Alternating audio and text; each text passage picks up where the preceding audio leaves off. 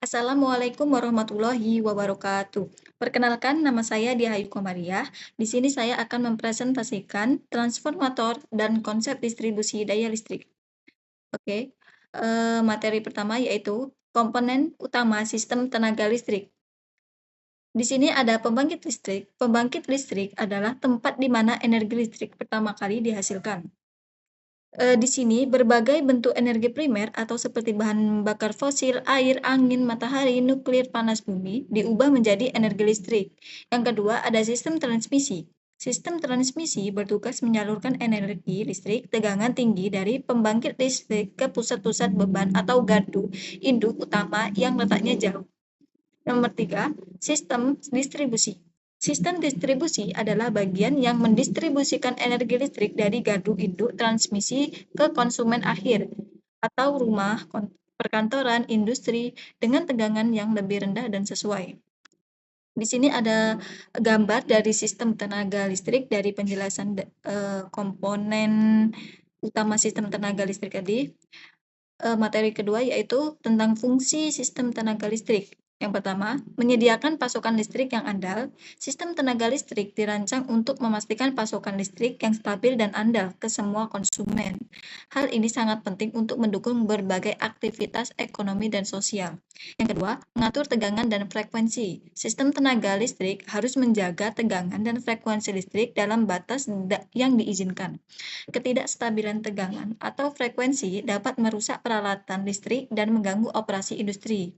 Yang ketiga, menjamin efisiensi energi. Efisiensi energi adalah kunci dalam sistem tenaga listrik. Penggunaan energi yang efisien dapat mengurangi biaya operasional dan dampak lingkungan. Yang keempat, mengelola beban listrik. Pengelolaan beban listrik adalah aspek penting untuk menghindar berlebihan beban yang dapat menyebabkan pemadaman listrik. Pengelolaan ini melibatkan perancangan dan pengaturan distribusi beban listrik yang tepat.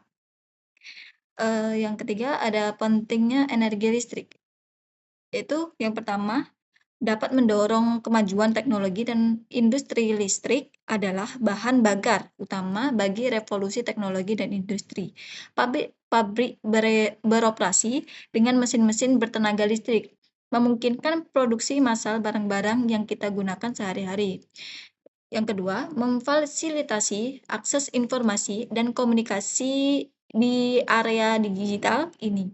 Listrik memungkinkan kita untuk tetap terhubung dengan dunia, internet, televisi, radio, dan berbagai platform komunikasi lainnya sangat bergantung pada pemasok listrik. Yang ketiga, meningkatkan kualitas hidup dan kesehatan listrik secara signifikan, meningkatkan kualitas hidup manusia, penerangan di malam hari, memungkinkan aktivitas terus berjalan setelah matahari terbenam, meningkatkan keamanan, dan mendukung kegiatan belajar dan bekerja. Yang berikutnya yaitu analisis hubungan konsumsi listrik dan kemajuan negara. Yaitu yang pertama ada konsumsi listrik per kapita di negara-negara maju jauh lebih tinggi dibandingkan dengan negara-negara berkembang. Perbandingannya bisa mencapai 5 hingga 10 kali lipat atau bahkan lebih. Yang kedua, negara-negara seperti Amerika Serikat, Kanada, Korea Selatan, dan Australia memiliki konsumsi listrik per kapita yang sangat tinggi, mencerminkan tingkat industrialisasi yang tinggi, standar hidup yang modern, dan penggunaan teknologi yang inisiatif. Yang ketiga, sebaliknya, negara berkembang seperti Indonesia, India, dan Filipina masih memiliki konsumsi listrik per kapita yang relatif rendah. Hal ini menunjukkan bahwa akses terhadap listrik masih belum merata.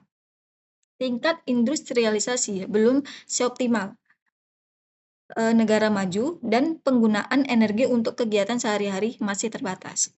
Yang terakhir, beberapa negara berkembang seperti Vietnam menunjukkan peningkatan konsumsi yang signifikan seiring dengan pertumbuhan ekonomi dan industrialisasi yang pesat. Ini mendukung argumen bahwa peningkatan konsumsi listrik sejalan dengan kemajuan. Di sini ada data konsumsi listrik dari kategori negara maju, yaitu Amerika Serikat, Kanada, Jepang, Jerman, dan Korea Selatan. Terus ada negara berkembang yaitu Indonesia, India, Vietnam, Filipina, Mesir, dan Brazil.